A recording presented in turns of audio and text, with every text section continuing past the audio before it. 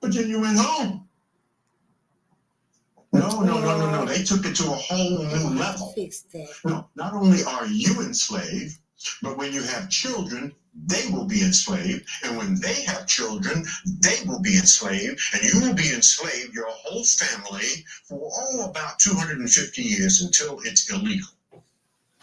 That had never been created before. So the concept of racism and the most egregious form of slavery is simple insanity.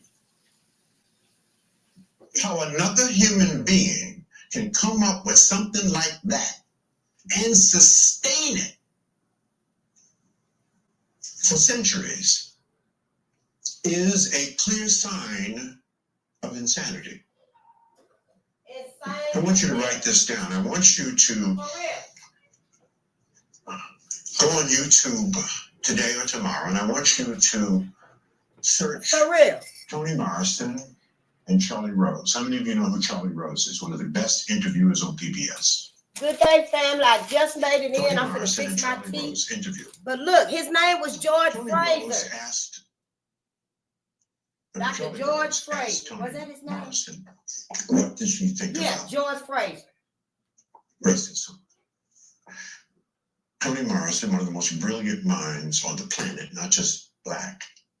I'm going to rewind it when I come back. Pulitzer Prize winning Toni Morrison looked at Charlie with the seriousness of a heart attack and said, "That is the wrong question, Charlie. The question is, what do you think about racism?" Charlie Rose's wife. She said, "Because racism feels insane to me." And it is insane. So my advice to you, Charlie, is that white people get therapy. That's what she told Charlie Rose on public television. Y'all need to get therapy. I don't know why more of America isn't talking about this. And leave black people alone and not let your insanity drive us insane. But that's what you're trying to do. And they have done a very good job. So I have come to the conclusion as a 70-year-old black man living in America. I say, leave black people alone. I told y'all white people is crazy as fuck. They the ones that, they the reason why black America done totally, almost lost our mind. We are on the brink of insanity because of white America. I'm so glad I found this man. I am so glad I found George Fraser, who is telling me. We have failed. Let's rewind this. Let me get myself together. We got to listen to it. And this right here is just a short clip. Okay. Yeah, let me go back to it so I can get myself together. Because I am so thankful. I'm grateful that somebody is finally saying it just like I've been saying. I know it. I know it. I wasn't wrong. I'm not just talking about white folks. I know I ain't just making up lies on white folks. I'm not just saying white folks this and white folks that. I know I'm not lying on their asses. They have literally driven black America to the brink of insanity. That's why we're here to find out why is black America hating black America. Why can't we see the love and the joy? Why can't we see all the greatness when we look in our eyes? Why? Because of white America. White America is the sole reason why we can't stand to even be around each other. Oh, my ancestors. Oh, thank you, my ancestors. It's such a beautiful day out there. I didn't even want to come in. Sure didn't, honey. It's a wonder I still got my scarf when I made it in here because the sun is shining bright. Let's let the wind up a little bit. Not too much because, I be got hoarse again and trying to, get my voice back and stuff. But yes, good day and gratitude, family. Good day and gratitude. I thank y'all for being here. I'm running a little late because I have been out to help, a loved one, help family and stuff, family and friends. When they need you, go help them. Go on and help them. Do all your cussing before you get there. Whatever, cursing, cussing, whatever. Bless you, bless them. I'm going to help them. And then bring your ass on back home and do what you got to do. Yeah, it might seem like it's an inconvenience, but go on and do it. Hell, at least somebody needs your ass. If white folks ask you for some help, oh, you ain't even gonna curse. Oh shit, let me go do this. You just gonna get up and go on and do it. I'm the same way. I have to tell myself to face, get your ass up and go on and do it. Get up and go on and do it. It ain't gonna take but a good half of a minute. Like when I went and helped our friends to put that plastic on the window. Hell, I came home and put some on my window too. One of them. But it didn't take me but 10, 15 minutes to line it up on the wall and strip some duct tape all the way around it. Would have took them all kind of hours and stuff. You ain't got to do all that cutting out and perfecting and stuff. Hell, if it's bigger than the window, you good to go. Put it on there, put a piece up there to hold it, and tape the rest of it. Go on and do it. You the best one to do it. That's why they called you. That's why they called me. I guess I'm the best one to do it, probably the most willing that'll finally get up and go on and do it. But hey, we got all the energy from the sun in us. Ain't nothing we can't do. We just got to be willing to do it. You know, a good day in gratitude. This is Face the Nation. That's enough here. 7 people. I thank y'all for being here. Lucky 7. Yes, y'all been outside to see that sun. Oh, it is so beautiful out there. You know, in Minnesota, I know it's raining in other places, snowing in other places, and probably fire still in other places. Ooh, my people. Keep your eyes on the prize. But yeah, I thank y'all for being here. I thank you for your patience and your presence. And I really wanted to get here. That's the rest of my tea water brewing. I wanted us to finish Brave, Black, and First. 50 African American women who changed the world. And we were on the ballerina, Misty Copeland. I never even heard of Misty. I ain't never heard of Misty before. White America done something on us. But we gonna read this tonight. I'm ready to get done with this book so I can take it back to the library. Because if you know they charge me for it, I'm gonna have to go on and buy it. I'm gonna have to go on and buy it. Yes. Should have the price in the front right here. You ain't got to help me. I can do it. I got this. If I need some help, I'll let folks know. Oh, yeah, I need help with a microphone, you know. But, yeah, I pretty much take care of myself. Get what I need. Might be some secondhand stuff, but, hey, that's what I like. That's what I like. Yeah. But first, we're going to save this for last, though, okay, y'all? Because I do want us to watch this video right here. I did have intentions to come and do nothing but this. So we go on and finish this book because we got other heroes and sheroes, inventors, scientists, astronomers, physicians, surgeons to learn about. We've already been learning about our abolitionists, the troops, the soldiers, outstanding from us, from our people, our side.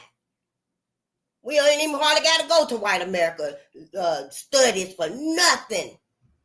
Because we learned about our own right here. So, yeah, I'm Face the Nation. We are on Bolden Unchained, and we are here.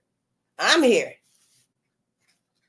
And I hope that's the reason why you're here, to assist Black America and Black media with the uncovering of the many, many, many numerous agendas, events, projects, operations, codes, bills, compromises, acts, laws, studies, courses, experiments, plans, you know, it goes on and on. I think last night I saw another target on Black America, and it was a different word. When it comes to me, I'll be adding it too. I got to update this. It's so many arrows in our back. It's so many arrows in Black America's back. We don't know who the hell is backstabbing us. We just blame it on us. Yep, we just blame it on us automatically. You know, Black America ain't got but 2 hands. Where the other 20 arrows coming from? We ain't even looking at the other people. Oh, y'all backstabbing us too? See, our focus is off. That's why I finally sat here. I finally made it here to this seat to talk to my people and let us know that we've been lied to. We've been manipulated. Those of us that's not in the success story category, like myself. I know, a lot of my audience, I guess y'all are now. I don't know. I'm your audience when I come on your channel, so I guess it works vice versa. But I know a lot of y'all have achieved, and you've reached the financial freedom, the educational freedom, and some of y'all have reached your personal freedom because you are teaching about what you love, which may be astrology, numerology, it may be science. Please get your science channel. It may be history, So yeah, you have received your personal freedom, I would say. My personal freedom is reading about my people. Yeah, I mean, our ancestors. That's my personal freedom. I don't really know what else it looked like because it just clarified itself to me. So yeah, I'm still finding my way, but as far as I'm concerned, this is my personal freedom. Yeah, I'll probably be up here teaching. I can teach some kids, some children, some gardening and stuff. My little knowledge of math. So if you ain't gonna be at your math class till you're gonna be 30 minutes late, yeah, I can get in there and teach the little bitty babies, how to count and how to add and subtract, and multiply and divide. I'm good with little stuff like that, basic math. Division too. I'm good with division. But once you get to talking about fractions and, all of that stuff, yeah, I'm pretty much lost after the 3/5 compromise. Yep, I'm pretty much lost after the 3/5 compromise. So yeah, I welcome y'all channels and stuff. I welcome y'all lessons, to me, because that's what I'm trying to learn, what you all have out here. But not all of us ready to learn that. The people that I'm looking for are people like myself. We the ones that's been sacrificed. We the ones that's been forgotten. See, we didn't get the memo that self-hate is really dedicated ignorance. It's kind of like out of the bulk of all people, Black people, maybe 4 out of the 5 got it, but the 5th didn't get it. Maybe 3 out of the 5 got it, but the other 2 didn't. So I'm kind of like the ones that didn't get it. We didn't get the memos. That's who I'm talking to. That's who I need to listen so that we can understand what's going on, because this is bigger than us. This is bigger than our friendships, our jobs, our marriages. It's bigger than all of that. It's been bigger than this. It's so big, y'all, it probably won't ever end until Mother Gaia get back to her natural homeostasis, until the cosmology rectifies the wrongs that have been done to themselves. The cosmos manifested the Black man and the Black woman. We already know that's what I believe, because we are looking through a spiritual vision here. We're looking through a spiritual vision, a spiritual lens of loyalty, resilience, and education. Ain't hardly no religion here. Not right here. I'm not sorry. I just want you to know. Ain't hardly no religion here. And if it is some here, and your forgiveness and all your forgiveness and stuff, give it to our ancestors, please. Give it to your people, Black people. I already know we forgive white America. We love white America. We trusted white America.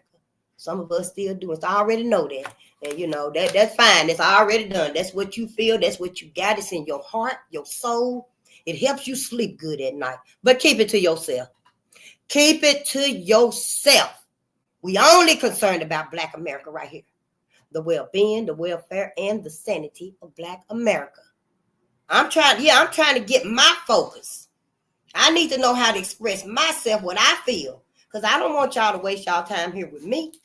And in your heart of hearts, you know you're not finna go the long distance for the ancestors. You already know in your heart you're not finna go the long distance for the ancestors. I don't know, maybe because you ain't did it so far. I don't know, maybe because you keep people around you that don't want you to go the long distance for the ancestors. I have. I didn't even know. Every time I mentioned my ancestors, they was over there going, What the fuck is you sitting around me for? If you don't like what I'm even talking about, you don't even like me. You don't like my frame of thought. You don't like my ideas. You don't like where I put my empathy. I start crying on Jane Pittman. You over there, oh my God. So yeah, I'm talking to us, the people like me, that just can't stand to see us be true to ourselves.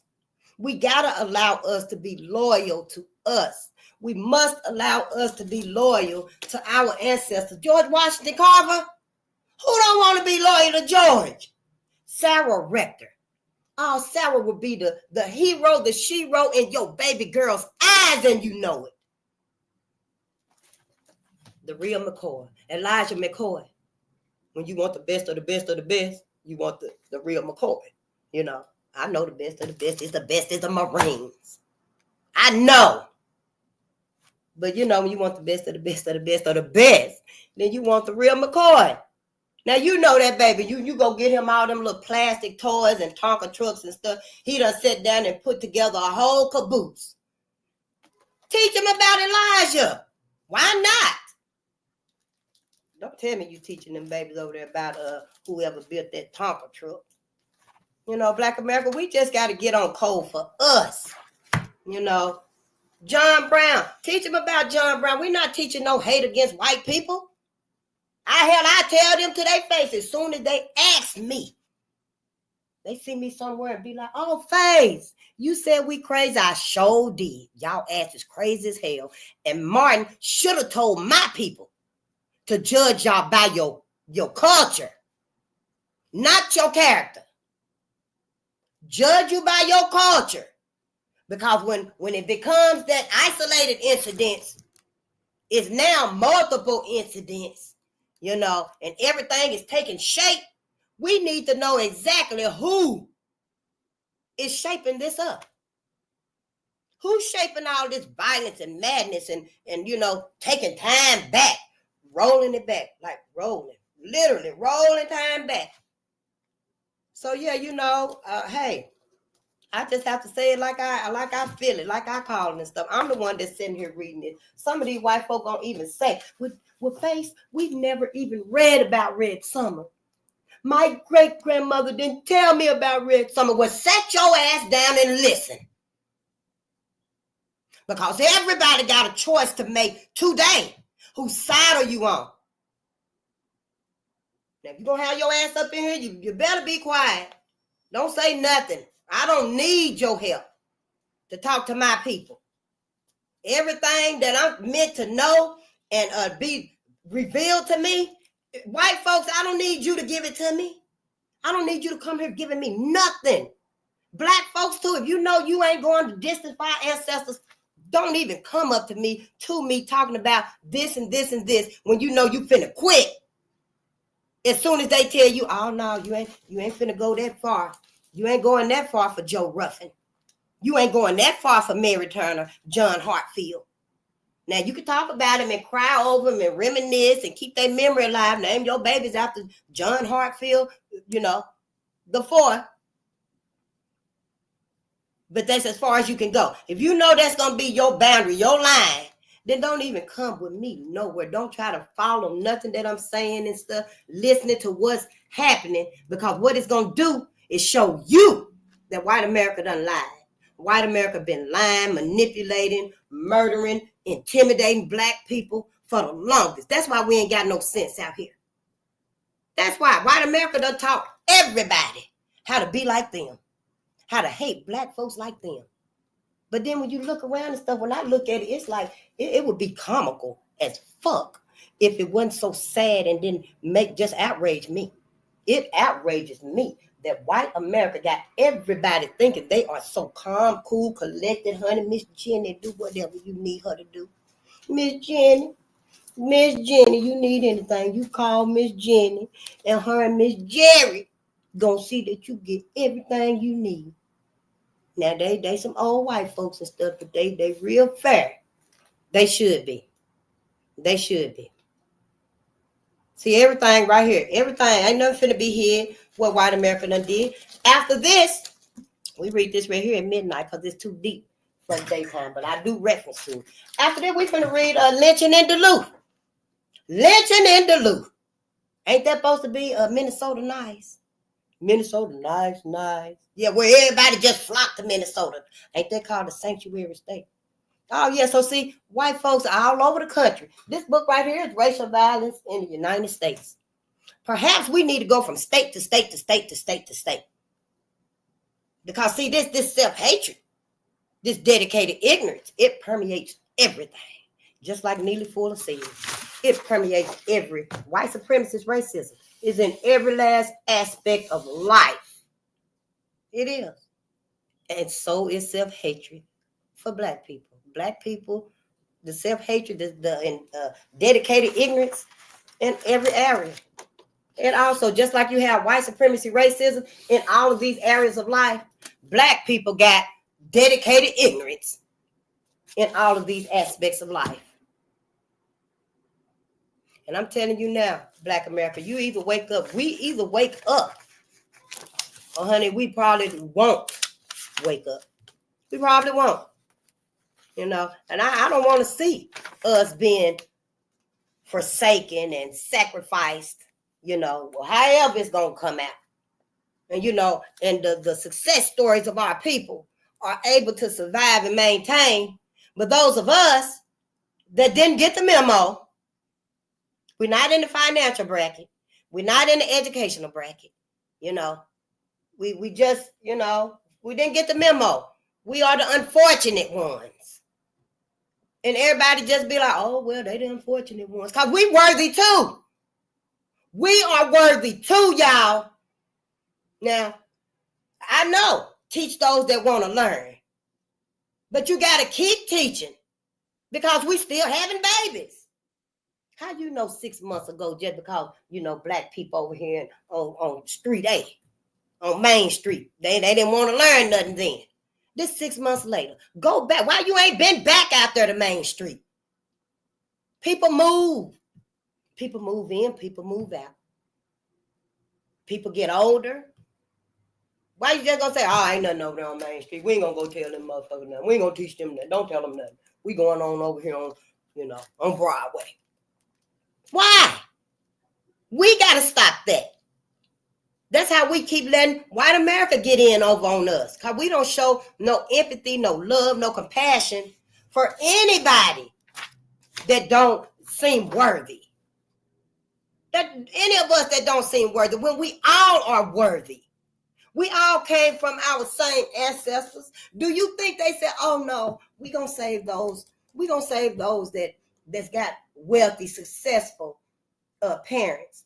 We're gonna save the black people, our people that's got successful, you know, that's got money, and you know, they got smarts and they intelligent. That ain't what they said. They said we saving all of us. And that's what we got to start doing. We can't just keep being like white America, you know, living like white America, thinking like white America, breathing like white America, dressing like white America, eating like white America. We even get our medical care like white America. Knowing we two different people. Shit, a cat and a dog got the same head, legs, tail. My cat ain't got no tail, but you get the point. We all look alike. The inside look alike. The heart should be in the same place. Your lung, your kidneys. It's supposed to be in the same place. But in my opinion, that's why I need you to get your science class. It might be upgraded to biology. And then the next level of whatever science is, because I'm willing to learn. Because I do believe, yeah, we are different. Everything is so different about us, honey. We got to change our whole lifescape. Not our lifestyle, our lifescape. You know, like you do the landscape. And when you ride by, you be like, darn, that is beautiful. You know, you kind of get used to it and stuff. And then, oh, you know it, they done changed the whole landscape. You ride by through there at nighttime and think you in another area. You be like, damn, did I take a wrong turn? Because they done changed the whole landscape. It looked different at night. It looked different in the wintertime. It just looked different till you get used to it and be like, oh, it was a change. You know, so yeah, we got to change our whole lifestyle, our whole lifescape. It's got to be changed. We are no more different, like white people than cats and dogs is alike. And when cats and dogs actually stand up and start talking, probably when they see these robot dogs out here, that's probably when they're going to start talking and stuff. And they're going to let us know. We've been waiting on y'all asses to wake up, Black America. Been sitting around y'all for years, decades, centuries since y'all first domesticated us. And we just want to let y'all know, fuck y'all. We gonna save ourselves. Watch the pets start doing that. But look at here. We so different. Black versus European genetics. Black people's made out of carbon, selenium, and copper. White people, somebody that do know this, go on and put it in the chat if I'm wrong, because I'm doing some studies on this too. We different. White people are made out of sulfur, nitrogen, and ammonia. That old harsh ass shit. Them old harsh ass chemicals and stuff. Where my little candle at that I dropped that screw in? So I can show you the belly of white folks. As opposed to the belly, the digestive tract of black folks. It's like ammonia, what is it? Ammonia, sulfur, and nitrogen. I had a candle that you burn the candle was gone though, and I dropped a screw off in it. That's like white folks' digestive tracts. They digestive tracts can melt that damn screw down in probably 4-5 hours, cause that's them more harsh ass chemicals. It's at least gonna strip it clean. Now you put that in black folks' digestive tract, everything gonna break up, everything gonna fall apart. That's how we're different. That alone shows you that hell we can't eat what white folks eat. And I tell you, if I see one more black person out there sucking on that piece of meat and it ain't even cooked all the way, it ain't out, because I'm like, ooh, just sucking on raw meat. So you just sucking the blood out of that raw meat. You just sucking the blood out of that, what they call raw steak, rare. That's how you eat that. We different. I guess now we going to a whole new manipulation. Yeah, we're going to a whole new manipulation. And not on my watch. I can't let it happen. I got to tell y'all. Yes, honey, we're different. A lot of white folks not even allergic to milk, but some of them might be. Most of us black people are allergic to milk. I know I had somebody tell me, I ain't allergic to milk. I drink milk all the time and stuff. Get 2 big old glasses of milk and just drink them down. All that pus and blood and shit. And yeah, ain't nothing happened. But when you sleep at night and your body done got calm and rested, and you hopefully sleeping like a baby, honey, your body start firing off left and right. You get the pooting and farting and stuff, honey, because that milk got to come out. As long as your body is agitated and moving, then yeah, you probably can get by with your day. But after your body calms down and stuff, because it's foreign. It's a foreign ingestation, I guess. A foreign edible. It ain't even really for white folk. It's for cows. It is for cows. Now, if you want to assimilate white folks and cows together, fine. Assimilate white folks and cows together so white folks can drink it. But black folks, we ain't supposed to be drinking all that milk and shit. After we done breastfeeding, which you know they stopped us from breastfeeding a long time ago. Once we couldn't breastfeed white folks' babies no more, they automatically went out on a full-fledged rant, programming everything, typing up new programs and agendas and stuff so that we didn't even breastfeed our own babies. Yes, honey.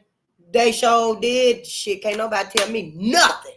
Sure can't tell me nothing now that white folks ain't crazy. And I done ran across George Fraser. I was telling y'all about him a couple of weeks ago. I think I was calling him Brother Professor Walter White. That's who I was thinking he was. But his name is Dr. George Fraser, y'all. We're going to listen to him. We're going to listen to him because I knew it was something about white America that just ain't right. And it still ain't right. Not to me. I don't care how much they pretend and play and act like and project how they truly are on other folks. So why they putting all this super predator, dangerous, lazy brute on the black man and stuff? Then they take on the persona of the black man. Your pawpaw. Yeah. Your pawpaw. Your granddaddy. You remember your granddaddy, your great-granddaddy? Yeah, you remember how he used to sit on the porch and stuff and tell you everything, catch you fishing, working on cars and everything. He was a very logical, honest, trustworthy, dependable man. He was a protector and a provider. See, I ain't talking about these ones that's out here lately that think like white men. I'm talking about the black man that thinks and lives and protects and provides like black men. I'm not talking about the black men that live like white men, think like white men, dress like white men, protect their families and provide like white men. That's not who I'm talking about. I'm talking about the original black man. You see, we got to get back to that because white America done stole that. People actually thinking that that's the white the white granddaddy. That wasn't the white granddaddy. That was our granddaddy. Just like everything else, people thinking that white folks, the illusion when you see white folks out here, that's truly their culture, how there is. No, it ain't. No, it's not. No, it's not. This is their culture. This. So you see, yeah, I got a problem. Yeah, we got a problem. Black America got a problem. And it might just be me and my brother, Dr. George Fraser. Yep, and then you already know it's some more of us, because I'm finna bring up Dr. Francis West Creelson. I'm finna bring up everybody. Dr. John Henry Clark. Yes, I am. Dr. Amos Wilson. I'm finna bring up everybody. Dr. Layla Africa. Everybody. Because we ain't crazy. No, honey. Y'all ass is the one crazy. Y'all ass the one that let white America sit up here and make you think. Literally. Hell, you went through the whole school system. You got multiple degrees and diplomas and stuff, and you didn't pull back the curtain. But that's all right. That's okay. Because you were manipulated too. Yep, we all were manipulated. I forgive you. I hope you forgive me. Because even if you don't, I'm still going to tell it like I want to tell it.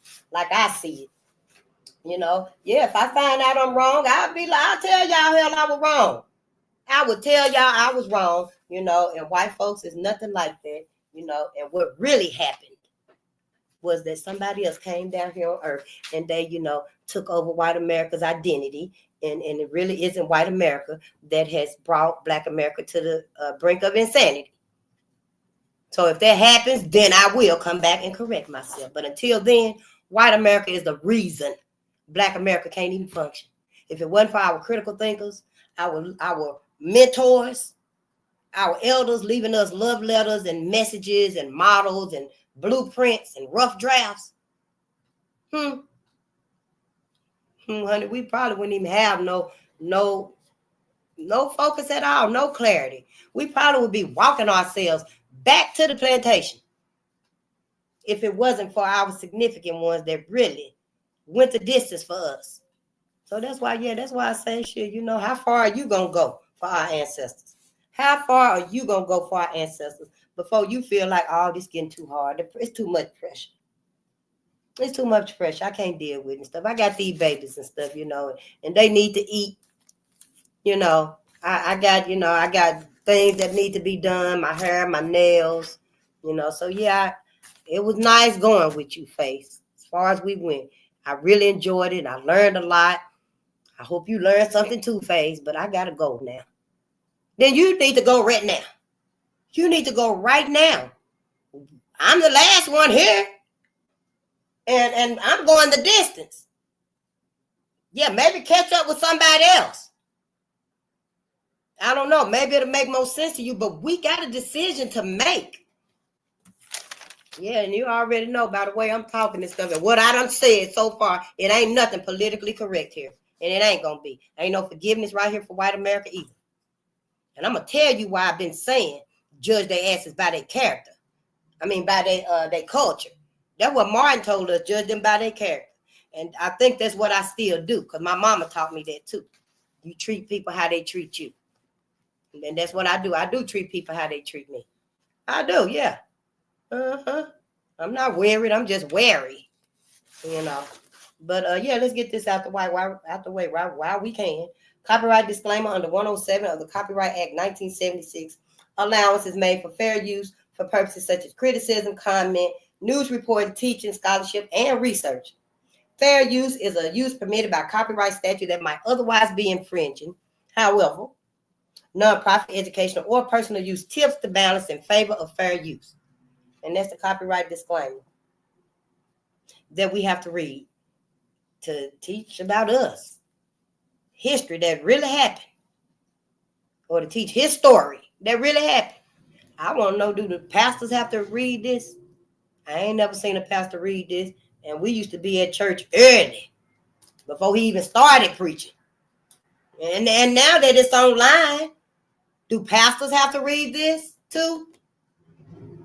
It just seemed to me, to be reading factual life, pro-life knowledge and, and lessons and stuff shouldn't really have no copyright like that if you're reading it. I mean, we reading from a book. And yeah, my opinions are my opinions. What I be saying, I feel like and stuff, how I read it, how I saw it.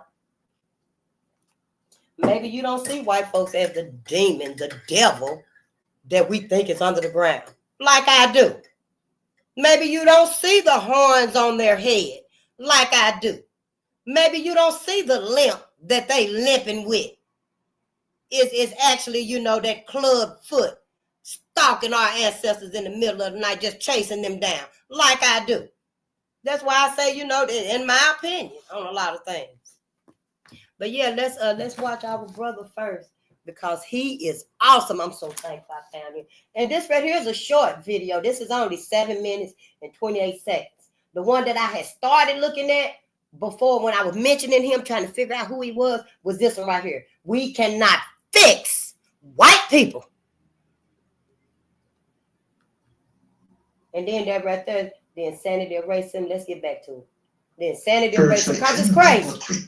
White folks are crazy. Justified the kidnapping, raping, and pillaging of another 2 people, natives already in America, and I don't know why my video. How could an America who could morally, spiritually, and biblically justify the kidnapping, raping, and pillaging of another 2 people, natives already in America, and Africans brought to America, and perhaps had God not sent us to America, America might have self-destructed by now. That's how insane the social construct of racism is, and white superiority. That's how insane. This is an insane. Do you understand that this is an insane concept? The most egregious concept of slavery, because Africans were familiar with slavery, but you were indentured, you were enslaved to work on a pyramid, but then you went home. Yep. No. They took it to a whole new level. No, not only are you enslaved, but when you have children, they will be enslaved. And when they have children, they will be enslaved. And you will be enslaved, your whole family, for about 250 years until it's illegal. That had never been created before. So the concept of racism and the most egregious form of slavery is simple insanity. How another human being can come up with something like that and sustain it for centuries is a clear sign of insanity. Oh, good day, Call Dog. I want you to. Aya is our righteousness. Hi, Aya. Today or tomorrow, and I want you to search Toni Morrison. Let me write her name. I think we got one of her books. She's one of the best interviewers on PBS. Toni Morrison and Charlie Rose interview. Charlie Rose asked Toni Morrison, what did she think about racism? Toni Morrison, one of the most brilliant minds on the planet, not just black. Ooh, wait, did you hear that? Pulitzer Prize winning Toni Morrison. looked at Charlie with the seriousness of a heart attack and said, "That is the wrong question, Charlie. The question is, what do you think about racism?" Charlie Rose's wife. She said, "Because racism feels insane to me." And it is insane. Sure is, y'all. So Don't my be advice mistaken. to you, Charlie, is that white people get therapy. It ain't no joke. That's what she told Charlie Rose on public television. Y'all need to get therapy.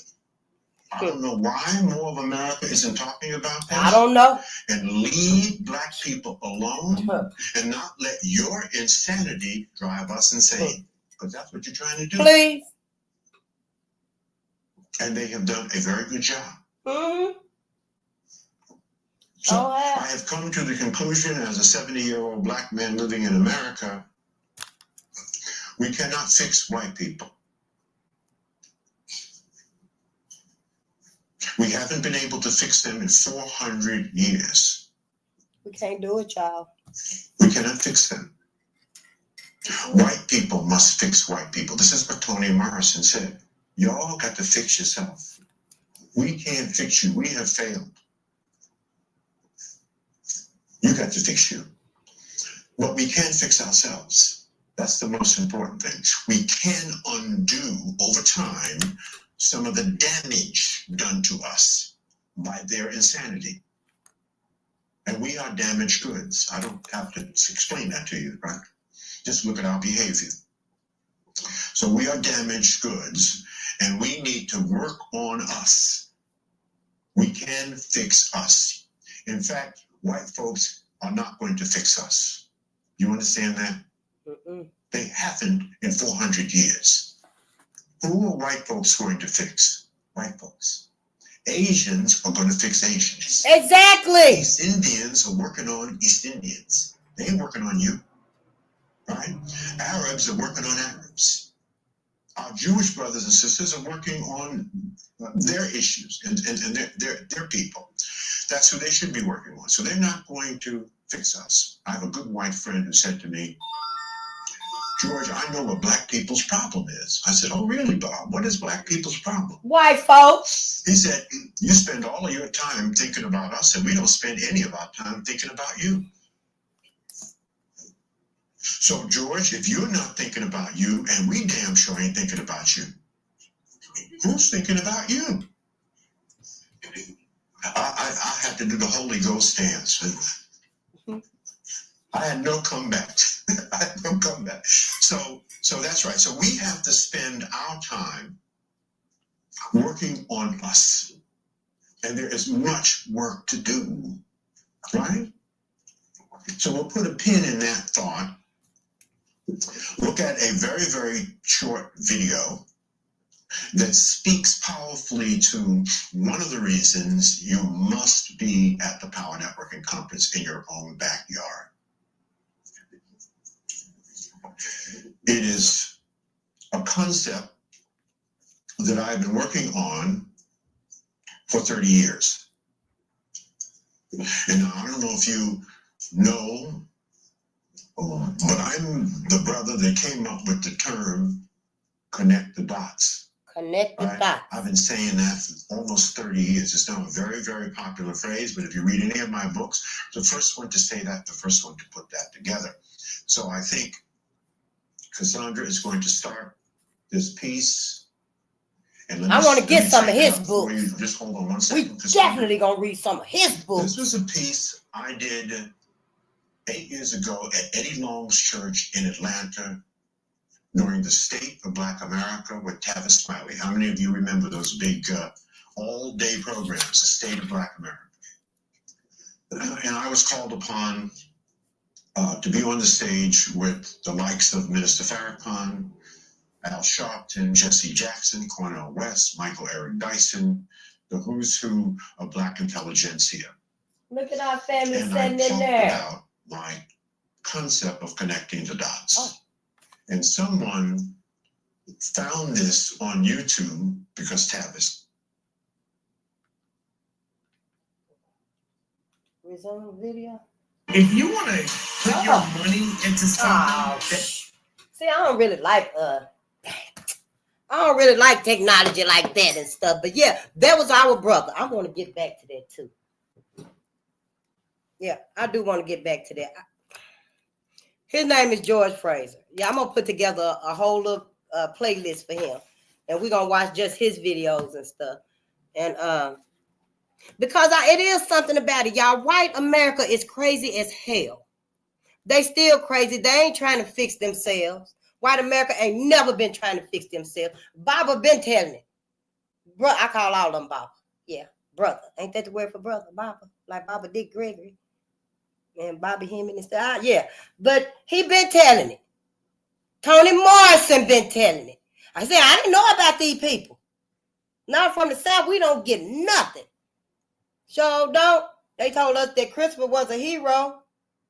Sure do, honey. I can't wait till the year my grandbaby stand up in school and say, you a lie. And you can call my nana and tell her. But that man was not no hero. Because he wasn't. So now to learn about all these people, all this information, all this knowledge, it wasn't even made available to us. Because I know I would have been focused on it. Can't nobody tell me I would have been looking at some motherfucking Scooby-Doo and the Waltons and Hee-Haw, all that bullshit. My whole life. Man, I'm telling y'all, black people, this is it. This is the time. Right here, it's time for us to wake up, honey. Yes, the cosmos is literally pleading with us to wake up. Our ancestors are literally around us. They wait. Yep, they waiting for us to call them. Call on their name. Just say thank you, ancestors. Those that you do know, tell them to give you the testicular fortitude. That was Farrakhan. That's how he phrased it. Testicular fortitude. Women and men. My sisters too. I'm talking to myself too. That's who I got mine from. I knew before I was gonna before I even knew it was Red Summer. I knew I was gonna have to, be for my people. I already knew that. I didn't know what it was gonna look like. I didn't know it was finna be the cannibalistic devouring of black bodies. I did not know it was gonna be that, but I knew I was gonna have to go the distance for my people. I knew once I sat down and started talking to us, I was gonna have to tell us what need to be said, And I worried about it. I ain't never done this before. As far as I knew, people ain't never even called white folks out on their lies and manipulations, on their theft of melanin. The ones I did know growing up with Malcolm X, but it wasn't the totality of Malcolm, how he talked to us and taught us and warned us, And then we know Martin Luther King. I never had the knowledge that he said we're going to get our check. I didn't have the knowledge where he talked about every other people getting reparations but us. Because, see, they make sure white America, and you can include other folks too, because other folks are literally following white America's lead. So, if you want to add them in there too, call their ass out too. If I was you out here, we ain't sparing nobody. I ain't got mercy for nobody. But that we didn't get that either when he was saying that everybody else got reparations but us. Even the slave owners got reparations. I heard somebody say in a video I was watching and stuff that people that wasn't even enslaved here got some reparations. Wasn't even enslaved here. But for those that were enslaved and their descendants, here go all these people right here. Native Americans, Jews, slave owners, Japanese, Italians, white folks. Black folks ain't nowhere on there stuff. Yeah, we just got to wake up to white American stuff. I know. I've been saying it since I sat down here. We done mingled and married with white America. We gave our all to white America. We were sincere with white America. And, I feel for us. I really do. I truly feel for us that have made such concrete bonds, you know, and it was really to the detriment of us. You know, as long as you keep your eyes closed and you don't put Brother Dick Gregory on the screen or Dr. Francis Cress Wells, and sure don't put Khalid Muhammad on the screen, then you probably can live to your old age with your interracial marriage and stuff. But when are you gonna be faithful and loyal to you, Black America? See, we gotta be faithful and loyal to ourselves. Being loyal to our ancestors, being faithful to them, is being loyal to us. You see, I know y'all feel like, no, I'm gonna love who I want to love. That's how I'm gonna be faithful to myself. Yeah. I see. That's what everybody been doing. That's what Black folks been doing for the longest. Black men and Black women. But I don't understand, how is it that we readily just forgot about our open natural enemy and made those who are closest to us, who are our cosmic mates. How did we actually make them the enemy? You know, none of it makes sense. White America has literally fucked our minds up. Yeah, I don't have no mercy for white America. As soon as one of them asks me, I'm going to have to let them know the truth. Y'all asses is crazy. Y'all need to go and get some lessons so y'all can learn how y'all truly are. I know I see them out every day and stuff. I work with them. Some of them are my neighbors and stuff, you know. And I can tell their asses too. All of y'all asses. I'm not going to say none of you is a garden snake. Ain't that the analogy that Malcolm used, the garden snakes? You know, 1,000 garden snakes ain't finna hurt you. They might bite your ass, but it ain't toxic. So why would you let 1,000 garden snakes in knowing that it's finna be a whole bunch of more boa constrictors, pythons, rattlesnakes, you know? So, you know, all of them that I'm surrounded, because we in this society. We in this society with white America. That don't mean I got to keep my mouth shut about who they are, what they've done, and what all they planned and created, what they have erected. What my ancestors created was pro-life. Everything I see white America done created is anti-life. So, you know, them making it where we are existing together. We are dependent on them. We can't even see our life without white America. Shut up. We can't see our life without white America. I know ain't nobody heard me but Black folks. I'd rather be around white folks anytime. Then that's where you need to be. So peace, and we'll see you later when you meet us halfway. Because see, this whole illusion, Black America, you got to start wondering yourself, what is all these lies for? And like brother was saying, they maintained it. I always wonder when people be like, oh, your own people sold y'all. Y'all own people in Africa sold y'all. He just admitted, yeah. But it was a different situation. It was indentured servitude. You owe me, so you come over here and pay and work your debt off, and you go home. He said white folks took it to a whole new level. Oh, yeah. White folks took it to a whole new level. First of all, you ain't even got no debt to pay off to white America. So why would you be a slave, a lifelong slave? Not only you, not through that daytime and you go home at nighttime, you finna stay forever. You ain't even got to wake up and come here, because you're going to wake up and be here. Not only on that aspect, it's finna be you, your baby, your baby's baby, your baby's baby's baby. That's what he meant when he said white folks took it to a whole new level. And then what really got me when I started listening to him is he said, how can white people, even today, they still justifying slavery, the theft of melanin. That's what I call it, the theft of melanin. Yes, honey, the theft of melanin. White folks' greatest accomplishment. Yep, the theft of melanin. How can they justify all of that morally, spiritually, and biblically? And y'all think they sane. Y'all actually think they're logic. I used to also. Yeah, I thought white folks were children of God. Yeah, I thought white folks, at one time I probably thought the sun rose and set on white people. Because that's the illusion of not learning about us, not learning what's happened to us. And now I see, honey, it's the total opposite. The sun don't even like white folks. The sun do not even like white folks. Yeah, jog around. Jog, have fun in the sun, lay out and tan. But when he done had enough, you go in the house, your ass gonna be burning. You're gonna have to take a bath in milk to calm their asses down, because the skin get the peeling and stuff.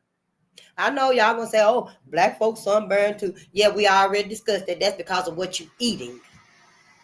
What we're eating can weaken our system to natural elements. Drinking all that milk over time and time, hell, your ass is 65 years old. Give me a big cup of milk. We ain't supposed to do it. At some point, when are we gonna wake up and feel like our skin, our skin, eating like white folks, gonna literally just be like that, like paper. Like paper. So yeah, your ass gonna sunburn too. Oh yeah, but you black. You still got your melanin content. But your skin ain't got that fortitude to it no more. It's like paper now. Everything. We gotta change our whole life. We can't keep living like white America, thinking like white America. No. I'll be damned if I do. Now that's a sentence I will keep. I'll be damned. I'll be damned if I do keep living, thinking, even the way we breathe. We breathe like white folks. What's all this shallow breathing? We got wide nostrils. So we can fulfill it. We can fulfill our lungs. We can fully. Well, I can stop the stuff now. But you get my point. We breathing out shallow like white folks. And we be hyperventilating after a while.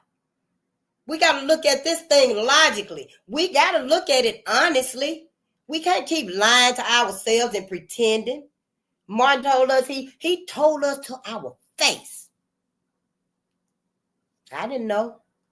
No, I didn't know. He told us to our face, I fear I led my people in a burning house. And y'all ain't even did nothing. Y'all didn't even go out and take that memo to everybody, even if they didn't get the email. It kept coming back, error sent, error sent. You were supposed to go hand delivery, get you a microphone, shout it from the rooftops, tell your people, everybody.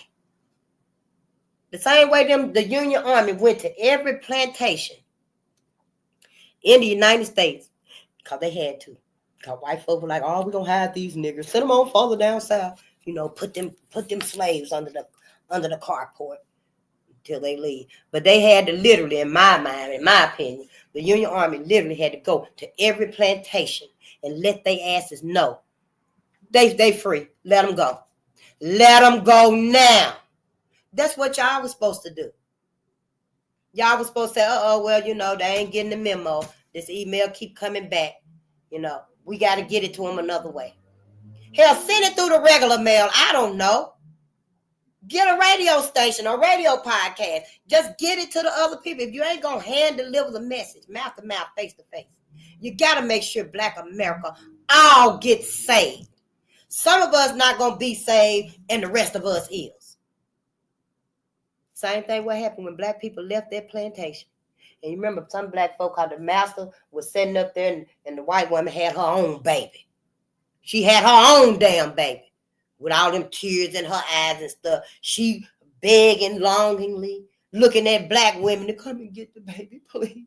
And the baby looking at the Black women. Please come and get me, please. So the master was like, y'all stay. I'll be good to you. I'll pay you. I'll pay you. And I've never really been harmful to you like the other masters was. Ticey, I never really, Ticey was the little girl in Jane Pittman's story. Tyson. And the Union soldier told her that ain't no name for a beautiful black girl. A free black girl. Pick your own name. So she chose Jane. Jane Pittman. It's on YouTube. Beautiful story. And so the master was like, if y'all just stay, I'll pay you. And you'll be free. Ticey, I never beat you like the other masters beat their slaves. I whipped you that one time, Ticey, because you broke 3 eggs. But I let your family untie you and take you home, didn't I? I'll treat you fair this time. I'll pay you. And the black men and women, they were like, okay, we'll stay. We're gonna take face capping. They had to go right back to the slave quarters. Black folks should have been like, bring y'all asses on here. So see, we can't repeat that again. I know it look a little different today, but we can't repeat that again. The only ones we're gonna let go back to the plantation is those that's incorrigible. Yeah, those that are mentally, spiritually, morally incorrigible. I don't know, biblically, if you want to put it like that. I like spiritually. Those that can't be broken out of that mindset that need to be with white folks. We got to let them stay. Yeah, I know some of them is your sons, your daughters, your cousins, I know that's your baby. But what can you do with them? You got this last chance to reach out and say, son, look here, son. You're going to have to straighten up, son, or you're going to be left. Black people, we doing for us now. Now all this riffraff you doing out here, running, thieving, stealing, hurting, harming your own people, you got to stop doing it, son. Or you're going to find yourself, with white folks. You won't be allowed no more. Then that's what you got to do. We're going to have to decide, yeah. I know as hard as it is, as hard as it's going to be, but we're going to have to decide that. We can't keep our hotheads around, we can't keep our weakest links around with this white mentality. I already done said, in my opinion, everybody done took on this. Everybody has taken on this cannibalistic mentality like white folks got. Well, maybe that's a little too harsh because I really don't see other people, dragging and beating black people and stuff like white folks have done and white folks are prone to do. Again, it's going to happen and stuff. But I do see other folks with the mentality like white folks disrespecting, using, mistreating black folks like we ain't nothing. They all got the mentality of white America. Can you imagine if all they motherfucking asses come out the bag on us and start, the violence again, the rage, the ravishness?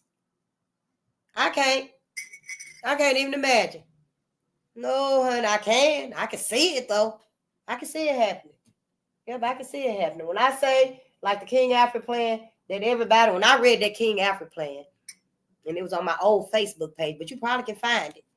But it was like, everybody and their mama were beating down black men in the street. Then the police roll up, and he was just walking down the street and he was singing something, and it scared me. And the white policeman finna jump in and beat down the black man some more, put his ass in the car, and take him on. And you know how now we see when the ambulance and the fire truck coming and stuff, and then you see the police coming with them. Well, y'all, the Tesla car is going to be coming next. Yeah, the Tesla car is going to be behind the emergency vehicles. And when you get out of that Tesla car, you probably going to be in a smart city. Yeah, I don't know what's going to come out of them vents. Probably be some chlorophyll or something that knock you out and make you doze and stuff. Then when you wake up and shit, your ass gonna be in the smart city. I didn't even remember getting out of the car. No, that's because the seats. See, the Tesla cars are all smart.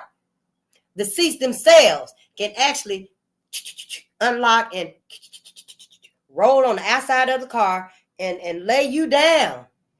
And then once you lay down, it's gonna retract, get back in the car, the door gonna shut, and the car gonna drive off. Oh, beats me. I ain't never thought like this before.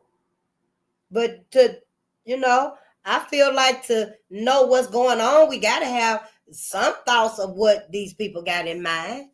I do. I mean, hell, I never thought they did all of this stuff. Did you know? I ain't gonna get the books no more. Where my receipts at? Did y'all know everything they did to John Hartfield? Did you? Did you know what they did to Leo Frank on the outskirts of Atlanta? Did you know what they did to Joe Ruffin and his two sons? Did anybody know? Because I didn't. You know, and now it make it seem like to me, what I did know, the violence that I did know, the massacres, the race riots in the 60s, the late 60s and stuff, they kind of seem like isolated incidents compared to all the other massacres that has happened. So, you know, when you just look at the 60s, the riots and stuff, it's like, oh, they happened, they were bad, but, you know, could have been worse and stuff, you know. Honey, this is their culture. Can you imagine the next unleashing of rage? I'm just not here to sugarcoat nothing. I know it sounds strange. It sounds strange to me to even have to, you know, tell us things like that it is a possibility. What's your version? How you see shit being then? Tell me. Yeah, you right, call dog. Yeah. Mm-hmm. Oh, honey, plantation ain't nothing good about plantation. Sure, ain't it? You can't tell me it's nothing good about plantation. Shit, you sound like hell you want to be on one. And if you do, then you go right on back. You go right on over there and stuff. Because, honey, you're going to have a plantation here and in heaven. Gone to heaven. When they say behind the pearly white gates, that's the plantation. The gates is you know how the plantation had them long-ass gravel roads. And then at the end of that gravel road, you see the big old plantation house. Well, that's the gate. Behind the gate is the plantation. I mean, you know, once we think about it and put it into the right perspective, then, you know, we can clearly see it. I can clearly see it. You know, it might be wrong, but hell, everybody wrong. As far as I'm concerned, everybody has been wrong. You know, but let's read and stuff, because, yeah, I do want to get out of here and go do some more things and stuff. I was hoping to do my garden today, but then I had to go and help family and stuff, and that was all right with me because it didn't even take me long. It don't even take me long. So don't, honey.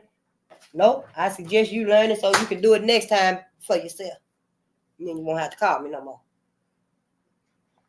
See, because I done showed you how to do it. Yeah. Mm-hmm. Yes, let's get to this right here. And tonight, maybe I can find that George Fraser, because that one right there was like hour and it was like maybe 27 minutes. Yeah. He got some longer ones, though. Misty Copeland. And y'all know this is Brave Black First. I know 50 plus African-American women who changed the world. Yes, we got so many heroes and sheroes. Y'all know our ancestors was thinking about us when they were running for their life, when them 10,000 black people flew out of our Black Wall Streets. Yeah, you know, in the book, it said 10,000 black people fled out of Tulsa for their life. They used to call us the Hijira. Black folks running for their life. You remember how they used to like, run for your life? That shit came from Black America, having to flee from white folks, having to get away from white folks. I know, I didn't think that's what it meant either, but yep. In my opinion, that's where it come from, that's what it meant, and that's what it still stands for. But we don't know these things and stuff. And in the new world, y'all, I want to say this before I forget. In this new world order that's coming up, it's our children. It's our godren. It's our people that's going to invent and create us the tools, devices, and resources that we are going to need in the new world. The same way our ancestors invented and created many, many inventions to help our people during slavery and after slavery, you know. During slavery, they were making ways to make it easier for them. Yeah.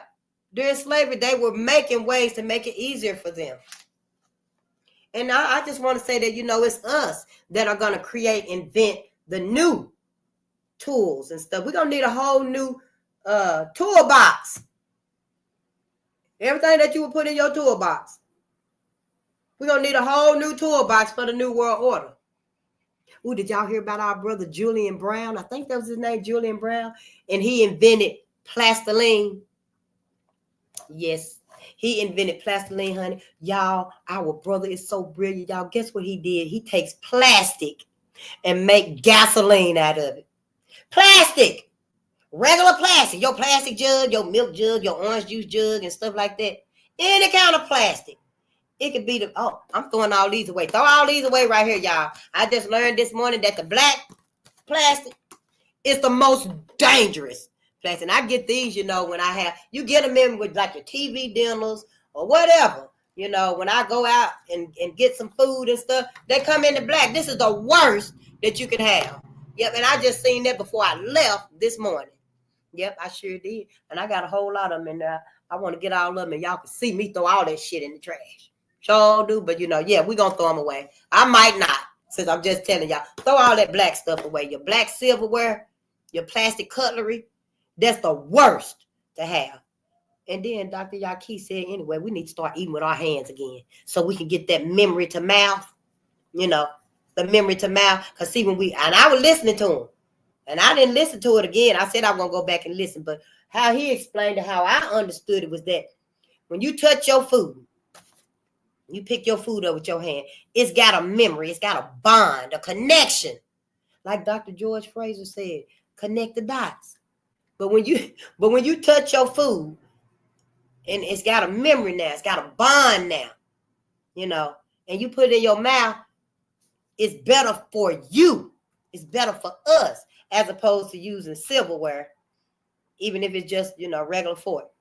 And you put your food on, and then you put your food in your mouth. That connection is broken because the silverware itself is a foreign object, see. So, yeah, I know it was real interesting and stuff. Yeah, honey, I can't wait for you to get your class in biology and all that stuff, you know. But because we got to learn these new things right here so that our minds can open up.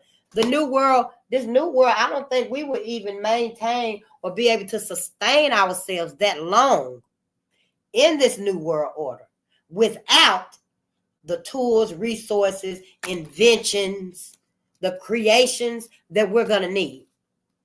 I don't think we will be able to, you know, maintain ourselves in there unless, you know, it just be the wealthy, you know, the financially free of our kind, of our people.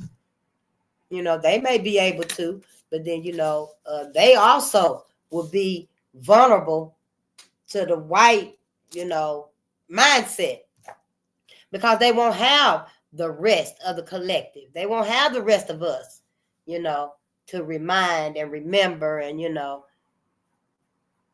So, yeah, I don't think, you know, in this new world order stuff, I don't think we would even survive long in it because it's anti-life. Ain't nothing pro-life about this new world order, and y'all know it. White folks know it, too. They just don't want us to know it. White America know it, too. Ask your interracial wives and stuff. Put us on TV. Put us on TV because, you know, we at the end right now. It's time that we know who on our side and who ain't. I know. You've been together 27 years. We just had our anniversary face. And yeah, before you have another one, you better make sure that Sabrina is Sabrina. Yeah, because, you know, it's bigger than us. It's bigger than us. It's bigger than me. It is bigger than me, honey. I just wish I had more time before I even woke up and realized that white America, see, that's because we ain't teaching each other. How long George Fraser been out there? Toni Morrison. I think we got one of her books. How long he done told y'all that white folks was crazy as fuck and black folks ain't said nothing? Black folks ignored George Fraser telling us white folks is insane. We ignored him just like we ignored Malcolm, Martin, Dr. Francis Cress Wells, and Dr. Joy DeGraw, you know, and I don't see why. I don't see the benefit in it. I don't see the benefit in it. First of all, when we built up our Black Wall Streets, we were dependent on us. We didn't need no one else. We had transportations when we needed something for our hospitals or schools or whatever. We need resources to do roofs, to fix houses and stuff like that, whatever. Because we had our own communities. We had everything we needed. Then we would use our transport system and go out of our communities to black people in another community. See, we depended on each other. Whatever we needed, we made a way and got it and brought it back to where we was at and stuff. I believe that's what tipped white America off to make up that damn lie about Dick Rowland hurting that white woman in that elevator. And then, you know, white folks got full of rage and stuff, came out the bag on black people. And that rage, that massacre happened, that race riot, which we already know it ain't even race riots. They were all massacres. And I feel like, you know, at that time, why couldn't white America let us be? What they trying to say? Oh, you can't get away from us and then go build up your own world. What the hell did they think we wanted freedom for? To stay around their asses willingly? Which we do. But, you know, that's because we don't know. We got dedicated ignorance. See, we don't know. We keeping ourselves around white America because we scared. We're afraid. We're codependent on them. We can't see our life without them. We don't know this innate feeling that's in us. We have no knowledge of it. That's why we lost. That's why we lost. And I'm so thankful. I thank my ancestors. I'm going to do the knowledge and I'm going to tell my people what we need to be told. You know, and you that don't like it, if it don't resonate, but it's over there irritating you and stuff, I suggest you listen to Dr. George Fraser too and Toni Morrison. You know, maybe you did know. Maybe you thought about it wrong. Maybe you thought he said something else. Maybe you thought he said that white folks were going to fix themselves. But he didn't say that. He said white folks is the only one that can fix themselves. So, you know, I just know what I got to do. You know, and that's to wake my people up and let my babies, our children know that, honey, they done lied about everything. They look pretty black face. Got the prettiest little faces you ever seen, don't they? I know you look at them, their face be so pretty, and then they be looking like, you know, the little black babies do. You can look in their eyes and you can literally see the universe. I mean, you can see stars just shooting across the sky. Because you looking in your little bitty baby eyes and stuff, you know. And they be so sleepy and just so pretty when they eating and stuff. They got their bottle and stuff, you know, and their eyes get so drowsy and stuff. But when they see you, let Papa run in the room. Let Papa, Nana, Daddy, Mama, big sister, big brother come in the room. They got a burst of energy. They want to get up now, you know. Yeah, them is our babies, you know. Most precious thing on this planet. I know we love the puppies too. Yeah, we love puppies and the animals and stuff too, but our babies, the most precious thing on this planet right here, honey. Yes, we got to wake up. And this is Misty Copeland. I ain't never heard about Misty before, so let's read. She beautiful too. Look at her, y'all. Look at Misty. I know your baby doing all that jumping and twirling and stuff. Go get that baby some little tiaras and some little ballet shoes. Yeah. And put on some Misty videos. Play some what's her name? Hazel Scott. Yeah. And so that way they won't be shy when they want to make noise. They want to get up and move. You know, they want to make a sound. Let them do it. That's how they can find out what their interests are and where their talents are. Hell, it might even sound good to you. You be like, oh, baby done tapped out a little song over there. Then you start singing with them and stuff. And look at that. Y'all got a whole new quality time. I know, right? Anyway, Misty Copeland, born September the 10th, 1982 in Kansas City, Missouri. She was born in Missouri, right? Mm-hmm. I'm 5'2". I started when I was 13. I'm black, but I've made it happen. I'm very lucky to be where I am. It's possible. That's what she said. Yeah. Look at her. She is so pretty, too. Misty Copeland is an award-winning American dancer who, in 2015, became the first African-American to be named principal ballerina for the prestigious American Ballet Theater, ABT. A graceful athletic dance prodigy, Misty began formally studying ballet at the relatively late age of 13, when she took lessons at a local boys and girls club in her hometown in Kansas. In the 4 years that followed, Misty's rise in the dance world was meteoric. Meteoric, Meteoric. And we've been talking about the universe, the cosmos, all them meteors up there. And yes. Misty's parents, Douglas Copeland and Sylvia De La Serna, Delacerna, divorced when she was a toddler. As a single parent, her mother struggled to provide for Misty and her 5 siblings. But Sylvia always encouraged her daughter's love of dance, especially when Coach Elizabeth Cantine, Cantine, spotted Misty's natural grace and raw talent as she performed on her school's drill team. As Misty's training intensified, she lived apart from her mother for 3 years, staying with her guardian and manager, Cynthia Bradley. Simone Biles did too, I believe. I think she in the book too. We're going to read about her. But I think she had to spend a time away from her mother also when she was doing her training and stuff for gymnastics. Yeah. At 15 years old, Misty won first place at the Los Angeles Music Center Spotlight Awards. She was later recognized by the Los Angeles Times as the best young dancer in the Los Angeles area. Shortly after, she moved to New York City and became a member of ABT at age 17. And that's American Ballet Theater. As a soloist, Misty won great acclaim for her starring performance in ABT's production of Igor Stravinsky's Firebird. And that's IGORSTRAVINSKY.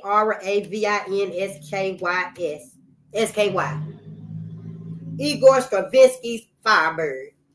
Major surgery in 2012 to address fractures in her tibia threatened to end Misty's dance career.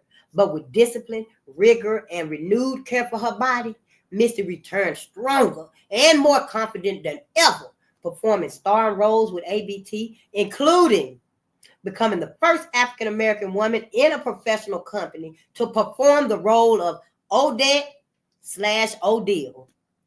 ODETTE/ODILE. It might be Odile.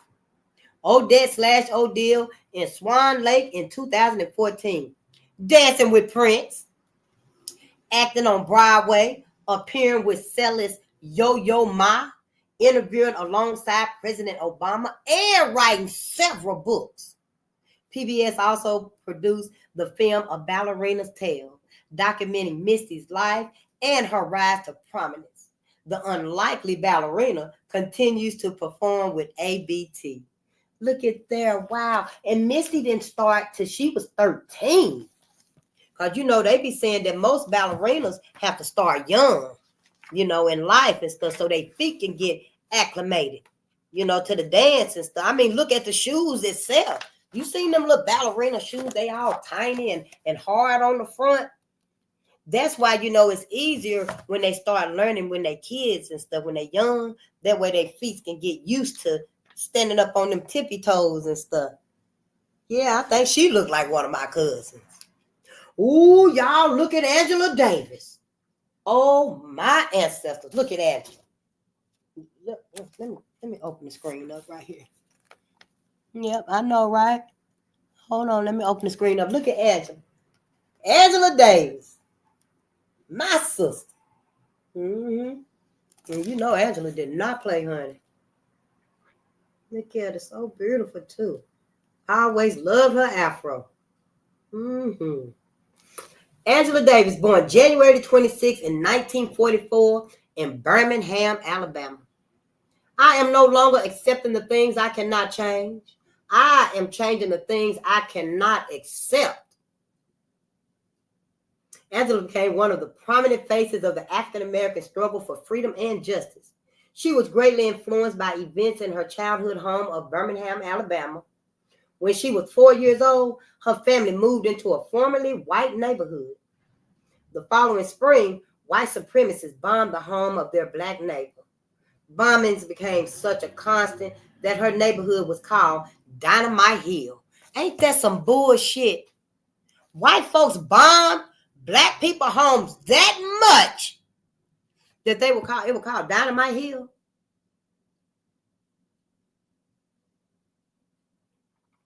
Made me wonder why my hometown had a Sugar Hill. Years later, the deaths of 4 girls in the 1963 bombing of the 16th Street Baptist Church made Angela even more committed to the African American civil rights movement. An excellent student, Angela received a scholarship to Brandeis University. That's Brandeis. Brandeis University, and studied abroad in France and Germany.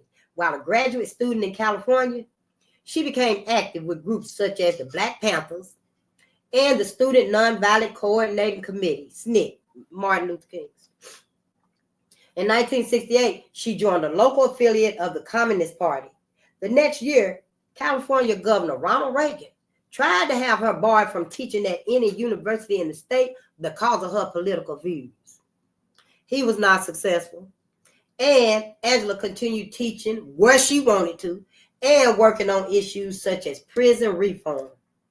By 1970, Angela, now an assistant professor at UCLA, was placed on the FBI's most wanted list. She was propelled into the national spotlight after a police shootout in the Marin County Courthouse, where 4 individuals, including a judge, were killed. A warrant was issued for Angela's arrest because the guns used in the shootout were registered to her. The young activist fled. Angela was eventually captured, and a Free Angela Davis movement, supported by African American college students and celebrities, sprang up. After 16 months in prison, she was acquitted in 1972. Angela resumed teaching at a university level, eventually becoming Distinguished Professor Emerita, Emerita, at UC Santa Cruz. Through her activism, lectures, and scholarship, Angela has been deeply involved in the struggle for social justice and economic, racial, and gender equality. Angela Davis. Everybody know Angela. Everybody know Angela Davis. My sister. Ooh, this is wonderful. I love this book right here. I really love this book. I'm tempted to keep it, and then they send me a bill saying, you got to pay for that book, and I will. But I'll return it. Ella Fitzgerald. Oh, she's so classy. Look how classy we were. You know? Now we aren't, really reminiscent of them times and stuff. We rather dress casual. I'm casual myself. I'm casual myself, but I would love to be classy like they are. They are so classy and graceful, Let's read. Ella Fitzgerald was born April 25th in 1917 in Newport News, Virginia. And she died June 15, 1996 in Beverly Hills, California. Just don't give up trying to do what you really want to do. Where there is love and inspiration, I don't think you can go wrong. That's what Ella said. Just don't give up on what you really trying to do, on what you really want to do. Where there is love and inspiration, I don't think you can go wrong. The year was 1934. A nervous performer competed in one of the first amateur nights at the famous Apollo Theater. Despite being originally slated to go on as a dancer, at the last minute, the young woman changed her mind and sang Judy by Hoagy Carmichael. She was Ella Fitzgerald, and she won. Benny Carter, a member of the Apollo House Band, was so impressed, he encouraged Ella to keep singing. When she won a chance to perform with Tiny Bradshaw's band, the popular band leader Chick Webb offered her a tryout. Ella was such a success that Webb hired her to sing with his band. Just like that. Thus began the career of one of the most honored singers in the history of jazz and popular music. Ella's teen years were difficult. She had lost her mother, and she frequently skipped school. After being arrested, she was sent to a reform school. Ella ran away from the terrible living conditions there, but found herself broke and alone. But as a youngster, Ella had enjoyed dancing and imitating singers she heard on records. Eventually, she would find her stride as an entertainer. During a career that spanned half a century, Ella recorded more than 200 albums that sold over 40 million copies and won 13 Grammy Awards. She was the first African American to win Grammys for both the Duke Ellington and the Irving Berlin songbooks in 1958. Comfortable singing ballads, moody melodies, and the lightning fast scat riffs that were her specialty, Ella was one of the most familiar voices in both jazz and pop music. When music lovers heard Ella, they knew they were listening to the First Lady of Song. Look, the First Lady of Song, Ella Fitzgerald. Ooh, and that reminds me about the lynching of Ike Fitzgerald. I think it was in like 1909, 1908, down in Tennessee. And the black people there, allegedly, they never found out who did it. But after the lynching of Ike Fitzgerald, the whole Main Street ended up on fire. Like 30 businesses burned to the ground. And white folks were so mad and pissed off because they felt like, oh, black people retaliating because they done lynched Ike. I haven't seen how they did it, what actually happened to him, but I'm looking for it. And they never could find out if the black people really did set the Main Street on fire and stuff. But I just wondered, the name Fitzgerald. Yeah. Oh, look at Fannie. Fannie Lou Hamer. Look at Fannie Lou Hamer. Ain't that beautiful? Can y'all see her? Yeah. That's Fannie Lou Hamer right there. These are some marvelous pictures right here. The illustration in this book is by Aaron K. Robinson. The book itself is by Cheryl Willis Hudson. She the one who wrote the book, and the illustrations are by Aaron K. Robinson. So when you see Aaron's name, Aaron K. Robinson, all of her illustrations are going to be beautifully, portrayed in the books that she's illustrating for. And see, that right there alone will let our babies know, that right there. Yeah, they would love just seeing the pictures. First of all, that's how we learn to read, picture reading first. As you reading the story about Fannie and they looking at the picture, when they get this book and pick it up, you're going to hear them saying, and Fannie Lou Hamer, I'm sick and tired of being sick and tired. And you're going to really think they reading, but see, they don't remember what you're saying about Fannie. See, we got to connect the dots, like Brother George Fraser said, right? All right, Fannie Lou Hamer, born October the 6th, 1917 in Ruleville, Mississippi. Ruleville, Ruleville, Ruleville, Mississippi. And she died March the 14th in 1977 in Mound Bayou, Mississippi. I am sick and tired of being sick and tired. Yeah, I had taught my grandbabies that she said black people is sick and tired of being sick and tired. But the book right here said, I am sick and tired of being sick and tired.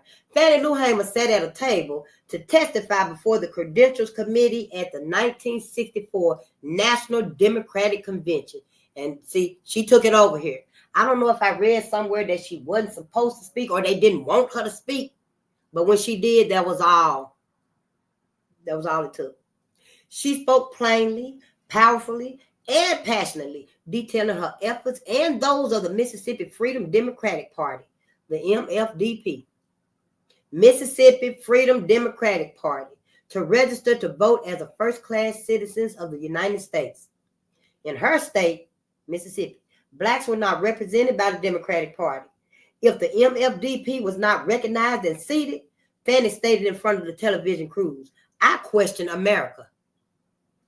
Fannie was an activist, an orator, a community organizer, and a courageous leader of the civil rights movement during the 1960s and the 1970s. Born and raised on Mississippi cotton plantations where she and members of her family were sharecroppers, Fannie didn't realize she had the right to vote until she was 40 years old. You see why we got to wake up now? Now. Fannie was a fearless freedom fighter during a time when less than 2% of the black population in Mississippi had registered to vote, and such activism was dangerous. And you know, it all has its modicum of danger. Even today, it's got its modicum of danger. But did that ever stop our ancestors from fighting what was right? No. It did not stop them from fighting what was right, because who's coming after them? It was us. Who's coming after us? It's our little ones.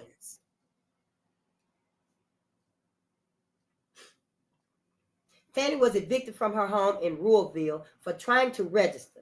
She was brutally beaten for organizing, and her family and friends were shot at to deter her activism. White folks even started shooting at her friends and family to stop her. And that reminded me, remember when Ida B. Wells came from her trip and went back to Memphis, and white folks had lynched 3 of her friends, black men, and she was down in the town square raising hell. She wanted to know who did it. And the black people that was down there with her and stuff were telling her, Ida, come on. They're gonna come and get you. Ida, they looking out the window and stuff. They whispering to each other, Ida, please. Just leave and then fight wherever you end up at. But whatever it was, Ida said okay. And she went to Chicago. Oh, honey, and it wasn't no stopping her then. Well, you know, the same way white America was attacking Fannie Lou Hamer friends and family, the same way them motherfuckers went. And they terrorized Ida. Ida B. Wells, they went and terrorized her whole community to find out where she at. Where is Ida? We seen her down in the courtyard.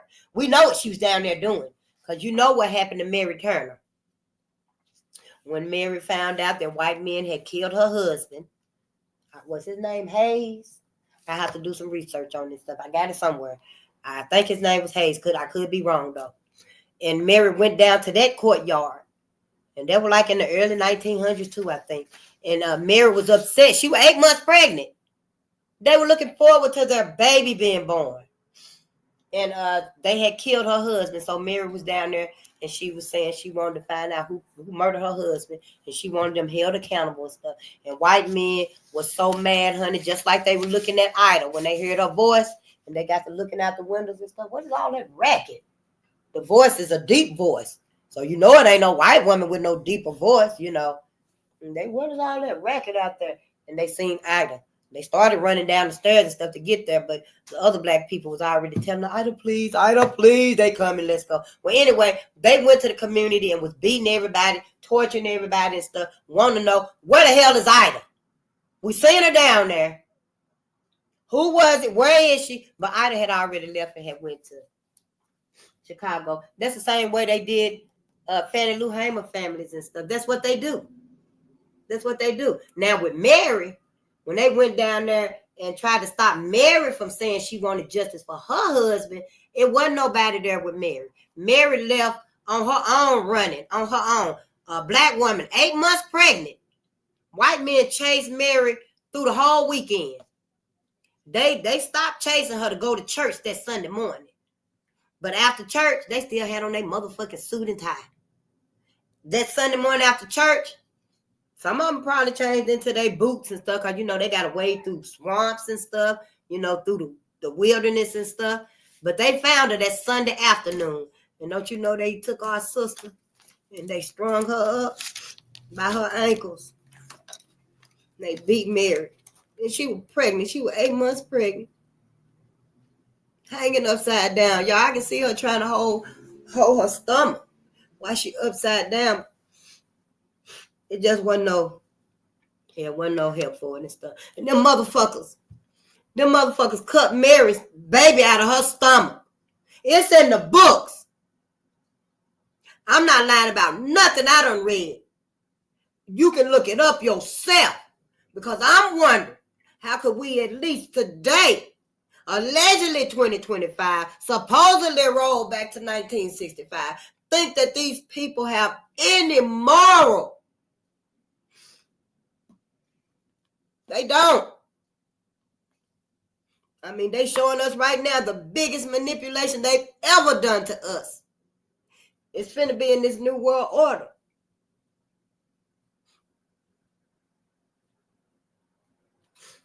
Well, let's read. And then they stomped on her baby when they cut her baby out of her. One of them motherfuckers stomped on her newborn baby. And it's not okay. It don't make it right that they got her a little plaque like they got Emmett Till. You know, they got him a little plaque. Or was that George Stinney? But that still don't excuse it. It still don't excuse it. The motherfuckers are demons, or devils, right here on this earth, not under the ground, right here on this earth. The same way that they said that black people did not have a soul. Dr. George DeGrasse said, which one of them? Who was it? Thomas Jefferson, James Madison. Who was the motherfucker said black people don't even have souls? So we ain't going to heaven because we animals. No, they ass is the one don't have no soul. Not then and not now. Anybody can act like, oh yeah, it just, a baby will cry if another baby's crying. Anybody can act like, oh, that just hurts my heart to see that happen right there. Anybody can fake the funk.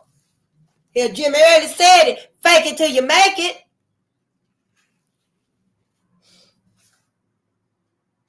Despite these efforts to silence her, Fanny continued to raise her voice, even teaching citizenship classes to help educate her neighbors about their voting rights. She sang African American spirituals as a part of her speeches to inspire and encourage others to continue challenging the system of white supremacy.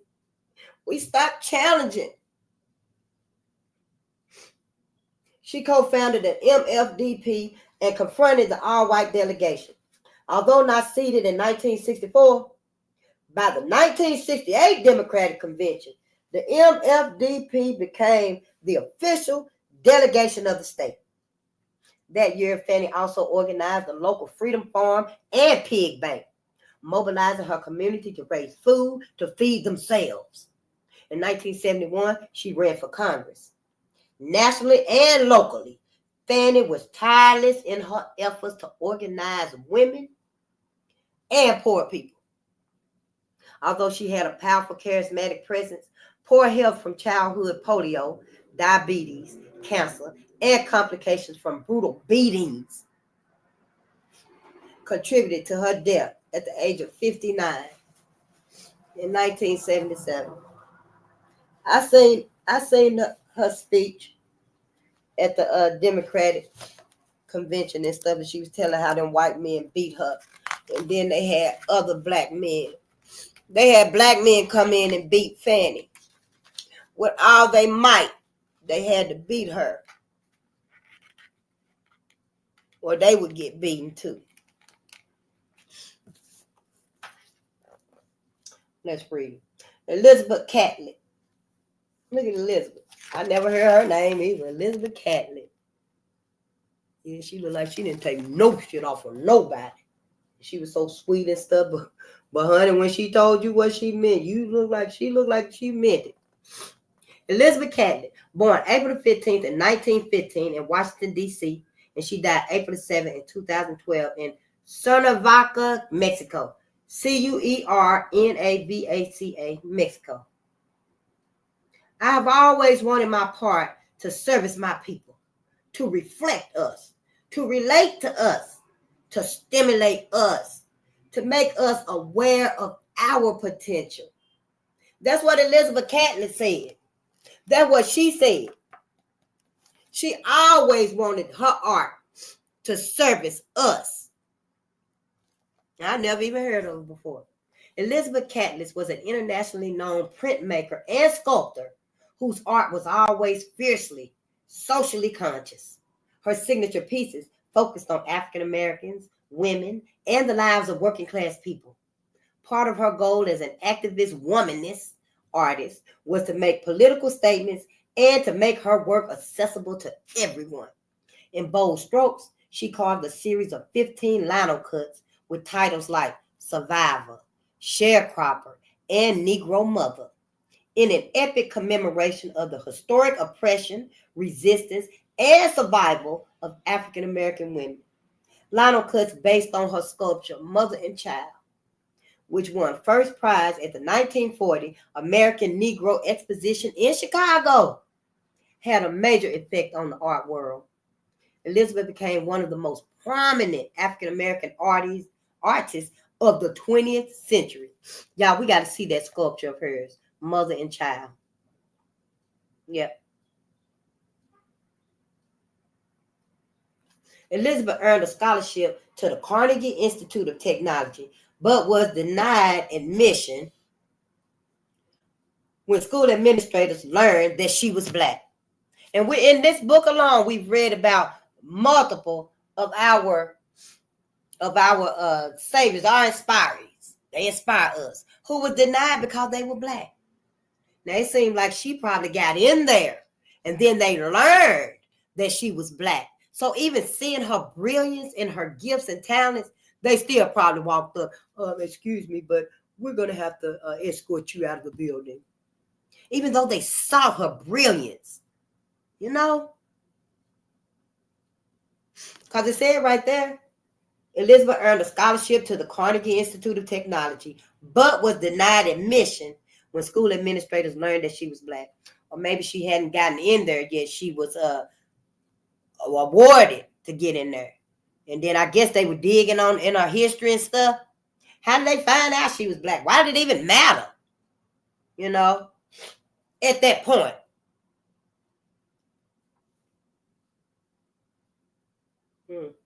Undaunted, she enrolled at Howard University, where her teachers included painter Lois Mailou, Lois Mailou, L-O-I-S, Lois Mailou, M-A-I-L-O-U, Jones, Lois Mailou Jones, art historian James Porter, and philosopher Alan Locke, A-L-A-I-N-L-O-C-K-E. I've heard that name before. If I see it, I'm going to try to have it so I can bring it up, you know. Later, she studied with Grant Wood at the University of Iowa, where she was the first African American to earn a Master of Fine Arts degree. She was the first African American to earn a Master of Fine Arts degree. Now, I'm thinking maybe women and men, because it would have said she was the first African American woman. But I'm thinking she was the first African American, period, between the women and the men. After teaching at several African-American institutions, in 1946, she was awarded a Rosenwald Fellowship, R-O-S-E-N-W-A-L-D, a Rosenwald Fellowship. She traveled to Mexico City, where she was invited to work at the Taller de Grafico Popular, an artist collective dedicated to graphic arts that promoted leftist political causes, social issues, and education. Elizabeth forged friendships with Diego Rivera, Miguel Covarrubias, Covarrubias, Covarrubias, David Siqueiros, Siqueiros, Siqueiros, Frida Kahlo, Frida, Frida, F-R-I-D-A-K-A-H-L-O, Frida Kahlo, and other socially conscious artists from the African diaspora. Elizabeth became the first female professor of sculpture in the National Fine Arts School at the Universidad Nacional Autónoma de Mexico. I guess that's the University of National Autonomy of Mexico. Yeah. And later served as chair of the sculpture department. Elizabeth's work can be found in major collections at the Museum of Modern Art, the Metropolitan Museum of Art, and the Library of Congress. Art historian Melanie Herzog, Herzog, called her the foremost African-American woman artist of her generation. And that's Elizabeth Catlett. Yeah, she always wanted her art to be a service to us. We got to look up some of her art too. See all these people we got to learn about. Oh man, what could be more prosperous, abundant? What did I do with mine?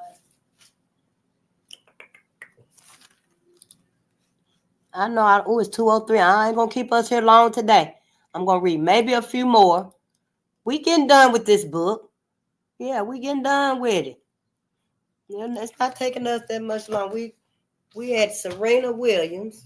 Yeah, I say we got maybe a dozen more. And then we'll be finished. Oprah Winfrey, the last one. We might not even read her ass. I'm just joking. We're going to read about Oprah.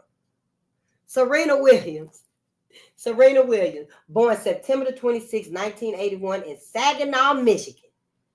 Look. Don't that color do her beautiful too? That's Serena. Can you see it? No, the light from the window. I really think a champion is defined not by their wins, but by how they can recover when they fall. Wow. Serena Williams. During a stellar career, Serena Williams is credited, along with her sister Venus, for ushering in a new arena of boldness, strength, and athleticism in women's tennis. Serena is an award-winning African-American tennis player who has won title after title since joining the ranks of women's professional tennis as a teenager in 1995. Strong, independent, and talented, Serena has been hailed as one of the best female tennis players in the open era. Ooh, I told that up. Let me read that again. Strong, independent, and talented, Serena has been hailed as one of the best female tennis players in the open era. First ranked number one in the world for female tennis players at the age of 20, she has won 23 Grand Slam singles titles. She has won 23 Grand Slam singles titles, 14 Grand Slam doubles titles, all with her sister Venus, of course. 4 Olympic gold medals, and numerous additional championships. She was the only woman on the 2017 Forbes list of the 100 highest paid athletes. Yeah, let me read that again. She was the only woman, white or black, on the 2017 Forbes list of the highest paid, the 100 highest paid athletes. Yep. Sure was. Wow. Yeah, let them babies play and show you their gifts and talents. Serena began playing tennis at the age of 3 on urban tennis courts in Compton, California. Her dad did it. Her dad. I think it's a movie on Netflix. I haven't seen it yet. I don't buy Netflix. I don't pay for Netflix. Yeah, I don't have Netflix like that. Under her father Richard's tutelage, Serena developed an explosive serve and a signature two-handed backhand. So that signature two-handed backhand, that was her. Like Simone Biles came out with the Biles, where she on that little bitty thing, whatever it's called, and she's just on one leg and the other leg is spread it out like that, and she actually spins around. That's called the Biles. That's her signature move. Well, Serena got a signature move called, what is it? The two-handed backhand. Talk about let the slapping begin. Black America. Yeah. Always highly competitive. Serena continued to excel on the court in spite of criticism and derogatory racial comments aimed at her clothing, her hair, and unorthodox, powerful style of play. Because, see, people never seen it played like that before. Althea Gibson, we read about her earlier in the book. Althea was the first. Yep. Althea Gibson was the first. And I think it says she paved the way. You know, she opened the doors. And then, because it did mention that after her, it was Serena and Venus. You know. But, yeah, it was in this book, too, I believe. I will try to go back through this book because there's some important parts that I want to write down somewhere. But, you know, because of Serena's style of play, because she was so powerful in her own creations and thoughts and her own visions and dreams about the sport, people were like, oh, that's unorthodox, you know. They probably try to put a lot of her gifts and talents to the side and stuff, probably because white folks couldn't do them. So, yeah, we're going to have to disqualify that move. You know, they always on some fun-ass shit. I don't know why we even stay around these people. Give them our last benefit of the doubt. But I digress. At age 9, Serena moved with her family to West Palm Beach, Florida, where she and Venus attended Rick Massey's Tennis Academy. And that's Macci, could be Mackey's. In 1995, when Serena was in the 9th grade, her father took over her coaching after disagreements with Mackey. During her tennis career, Serena experienced multiple injuries, a life-threatening pulmonary embolism, the birth of her first child, Alexis Olympia Ohanian Jr. Alexis Olympia Ohanian Jr. And multiple comebacks. She has succeeded both on and off the court with celebrity status, product endorsements, an apparel line, fashion and media appearances, philanthropy, and serving as a role model for young female athletes and an ambassador of tennis. Some have heralded her as the GOAT, or the greatest of all time. Yeah, and that's Serena Williams. Yeah, we don't know if Venus gonna be in here or not. I kind of think this book was alphabetical, but I thought it was, but it's not. So we'll see if Venus is gonna be in here, since we done read about Serena. Yeah, because they are sisters, but they are individual. They have their own achievements and accomplishments. Phyllis Wheatley, we got one of her books. Yeah, just one, but I haven't read it yet. Phyllis Wheatley, born 1753 in Senegal, Gambia, West Africa, and she died December the 5th, 1784 in Boston, Massachusetts. In every human breast, God has implanted a principle which we call love of freedom. It is impatient of oppression and pants for deliverance. Yes, in every human breast, God has implanted a principle which we call love of freedom. It is impatient of oppression and pants for deliverance. Freedom wants to be delivered. Yeah, the love of freedom. It is impatient of oppression. Freedom can't come too fast. And how long did it take us to even be physically free? Phyllis Wheatley was the first Black female poet to be published in the United States, and also the first person of African heritage to make a living as a writer here. Her book, Poems on Various Subjects, Religious and Moral, was published in 1773, and her individual poems were widely read during the colonial era. Phyllis's fame as a poet was also heralded in England, and she visited there in 1771. Phyllis was born around 1753 and was kidnapped from her home in Senegal, Gambia region of West Africa. Transported to America in 1761, she was purchased by a wealthy Boston tailor, John Wheatley. Phyllis quickly mastered speaking English, and with the help of the Wheatley's 2 children, she also learned to read and write. Phyllis read the Bible and classic works by Homer, Virgil, John Milton, and Alexander Pope. By 1770, she had written and published her poem, an elegiac poem, Elegiac, an elegiac poem on the death of that celebrated divine, the eminent servant of Jesus Christ, the Reverend and learned George Whitefield. Phyllis received international acclaim in the abolitionist and literary circles of New England and Philadelphia. Phyllis was particularly fond of the couplet as a poetic form and infused biblical symbolism and references to the patriotism of the early revolutionists.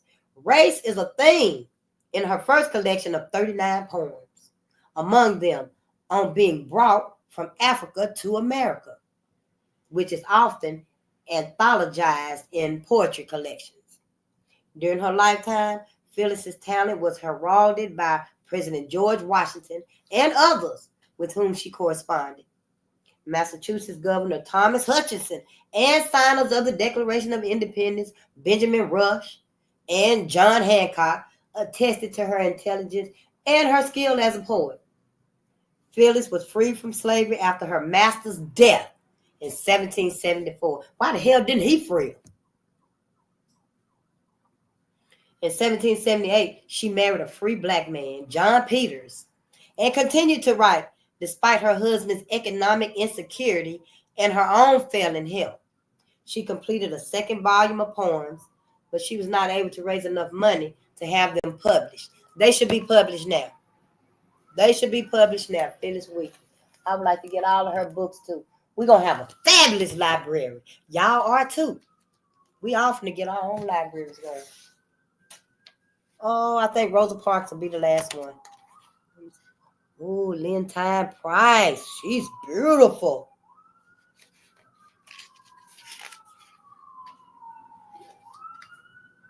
Harriet Tubman.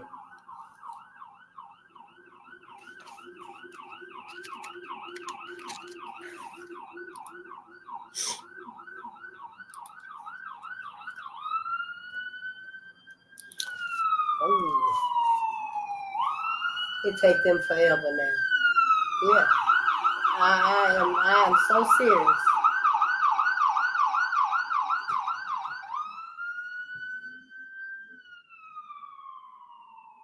See, if they revise these emergency vehicles, it wouldn't have took this ambulance that long to get from down there to right here, and then they had to wait to even cross the street right here. If they make them a little lighter, just have what you need on the vehicle, so you can fly and get the injured person and fly them back to the hospital. It's as simple as that. You know, it would be less time. You would get the injured person there quicker. Just keep what you really need. Hell, you're going to be in the sky by yourself at that level, you know, at that height. Let's say the ambulance will be, you know, at that height by themselves. They can have a couple of caboose behind them. If you think you're going to need all that other stuff, then just let it be behind them.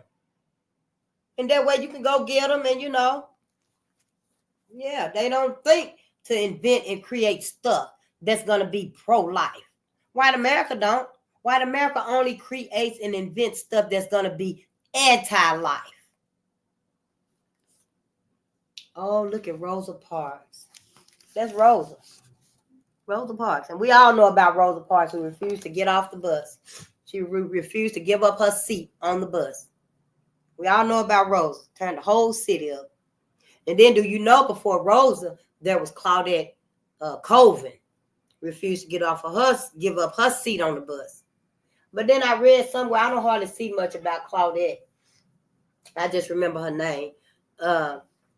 But I have read somewhere, I don't know if it was even true or not, that she was a teenager and she was pregnant.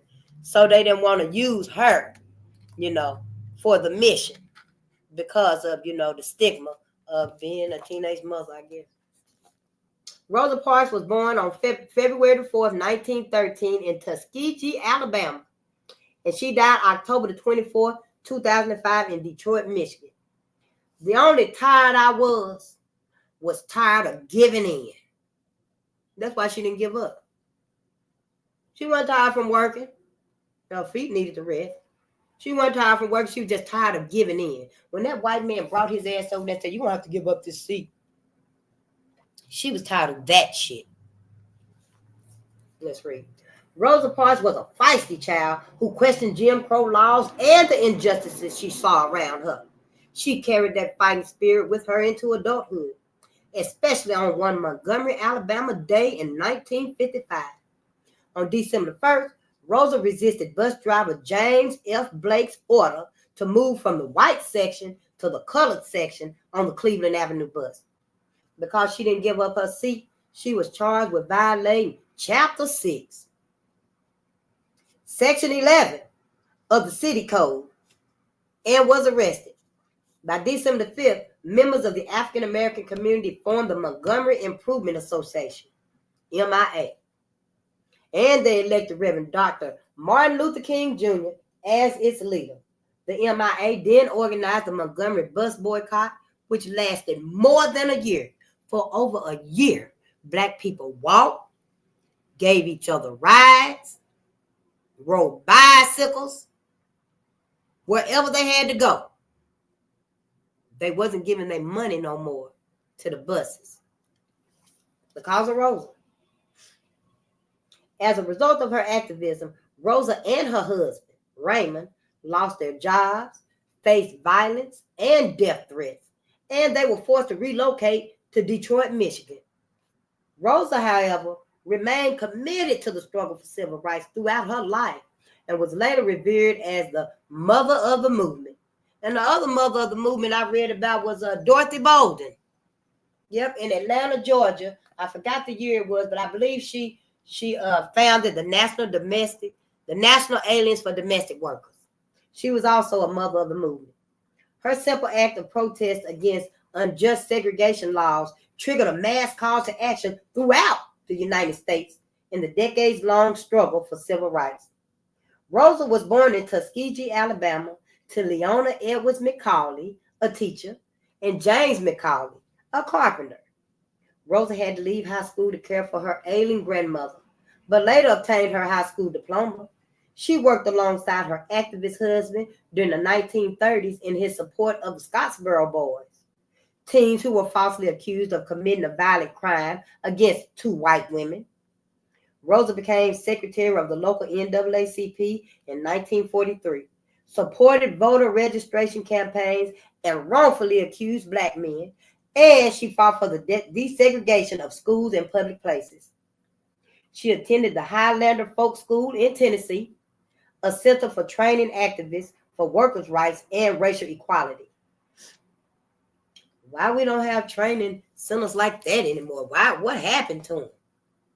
You know, I mean, they just warmed down, and eventually the grants were gone, and it just wasn't a need for it anymore. White folks made it seem like, oh, well, we're all going to relocate, and we're going to form this over here, and everybody be together, we'll work together, and we won't need this right here no more. No, we needed our training centers. We don't need you to come up with something totally different for us. In Detroit, Rosa worked in the office of Representative John Conyers, Conyers, from 1965 until her retirement in 1987. She also remained active in civil rights, the Black Power movement, and support of political prisoners in the United States.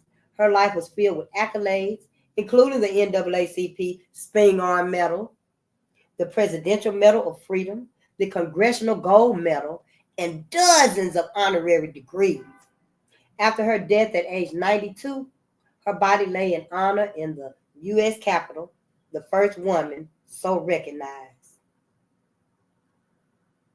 And that's Rosa Parks. She looks so kind and sweet, don't she? Just small. Look like she was a little small, tiny woman. But honey, the fire in her for her people, honey, you'd have thought she was 10 feet tall. But yeah, we're going to finish. Tomorrow we'll start with Leontine Price. Leontine Price, she was named after her daddy, honey. She was named after her daddy, Leon. Yep, Leontine Price. The color of my skin or the kink of my hair or the spread of my mouth has nothing to do with what you are listening to. Ooh-wee. You know I'm about ready to read her right now. She is so beautiful to all of us. She did a really wonderful job with the illustrations. That's Erin K. Robinson. Whenever you see her name, honey, get her books. Whenever you see her name, get her books for the children because they're going to love the illustrations. That's with my own, I see that's one of the major things that can hold their attention. Because, see, they looking at little Ruby while I'm reading the story about her. And then, you know, of course, I'm saying stuff in the story about her hair and her holding her little black purse. And the black purse is actually color-coded with the shoes and the dress. So, you know, that holds their attention. You know, all those little things. They are so wonderful, our babies are. And imagine when we start teaching them and their little minds started opening up and creating and inventing stuff. You know, it's wonderful. And it's time for us to do that for them. Let's give this to them. Let our lessons, our teaching, our ancestors Our greats, let that be for them. They don't have nothing else. Ain't nobody else giving our babies nothing that's going to inspire them and that's going to motivate them to what they can be, to their greatest potential. And as a black woman, I want us to know, black people, our greatest, whatever it could be, our greatest contribution is to us. Our greatest potential is to us. It's for us. It's not to other people. You know, it's not to other people. It's to us. Our greatest allegiance, our greatest duty must be to us. That's who it belongs to. You don't see no other group of people out here proclaiming that, yeah, our greatest belongs to black people. Let's give all our greatest to black people. Let's share our greatest with black people. No, we don't get none of that. So, forgive yourself for thinking that, we have to accept this mindset that white America has bombarded us with. Yeah, white America done brainwashed all of us. Forgive yourself for it. It happened to every last one of us. It happened. Forgive yourself for forgetting about Red Summer and racial violence in wherever you live at. I want to get the racial violence what state you living in. We're going to read all of it. We ain't just going to say that black people in Kentucky, black people in Minnesota with lynching in Duluth, black people in Tennessee is the only ones that need healing. No, we all are motherfucking, on the brink of insanity. As long as you black, dealing with white America. We wasn't even born yet, and we were already reaping the horrors that white America has inflicted. So, yeah, forgive yourself for even feeling like you can't do it and you don't want to do it, because you need to start talking to your ancestors, because you must do it.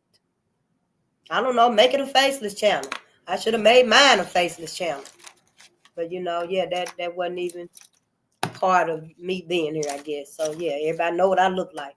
So, yeah, But that's all right with me. Mm-hmm. Yeah, that's all right with me. And that's because I said it once, I can say it again. White folks' ass is motherfucking crazy. Their asses is insane. They have driven black America to the brink of insanity. They have driven black America to the brink of insanity. Now, I don't know if we ain't really went all the way over, because they sometimes pull us back a little bit. But I do know we still got some hope. We still got creativity. We still got our spirit because of our ancestors. Because of our critical thinkers out here, our mentors out here teaching us, not letting us forget. Now, it's up to us if we got the testicular fortitude to go ahead and get it. And I love you all, and I want y'all to get out there and enjoy some of that beautiful day and stuff, because I might go walk around the block.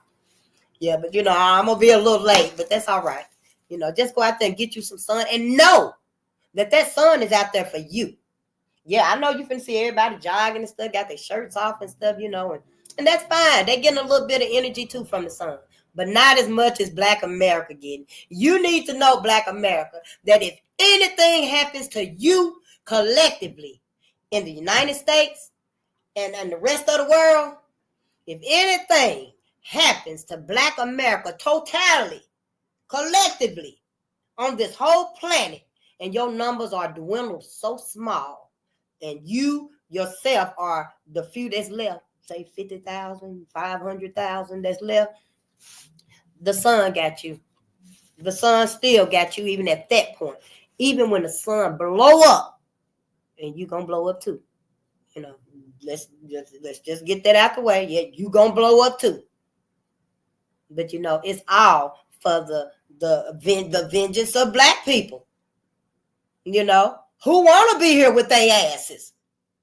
I know I wouldn't. Hell, I can see my life right now without white America. I sure can, honey. I want to work, eat, sleep, play, live with my people. See, but I know we need healing, and that's why I'm here. I'm here also to help black America. I'm here to help black media. We need healing. Shit, don't keep looking at us here like we motherfucking crazy. When y'all asses done sit here and ignored everything, every lynching that white folks have done. They ass is the one crazy. Who else today is willing to tell white folks y'all asses is motherfucking crazy? You insane. Your ass is insane. You probably one shaving away from the new animal. The new animal. People need to see it. White folks is one shaving away from being the new animal. Because, honey, the animals in the world, the pets of the world that the cosmos created, they ain't got nothing on these clanimals. Nothing on these clanimals. That's just how I see it, and how I tell it to you. And I can repeat it. White folks here, they ain't all that to me. Sure ain't here, because if I had my way, I tell the sun, don't even give them no energy. Don't give them no energy. If anything, he'll turn up on their asses. Yep, that's sure what I would say. I sure would if I had my way, but we ain't racist. We ain't got no power like that. If I was racist, I'd be saying to everybody, get the hell up out of America. Go home. Go home. I'm taking my power. And, I'm saying white people, non-melanated people, period. I'm making it real easy. Non-melanated people. Go back to your land, or your mama's, father's, grandmama, auntie's, mama's land. Because ain't nobody been sincere with Black America. That's all we ever wanted. Yeah, that's all we ever wanted. And yeah, with that, I'm going to let y'all go. Enjoy y'all some sunlight, because I'm going to get me some. Peace and power to the people. Yeah. Hopefully I'll see y'all tonight. Hopefully. Oh, good day, Larry. I'm so glad to see you. How you doing, my brother? It's so good to see you always. Yeah, I'll be looking for you sometime and stuff. But I love y'all, and peace and power to the people.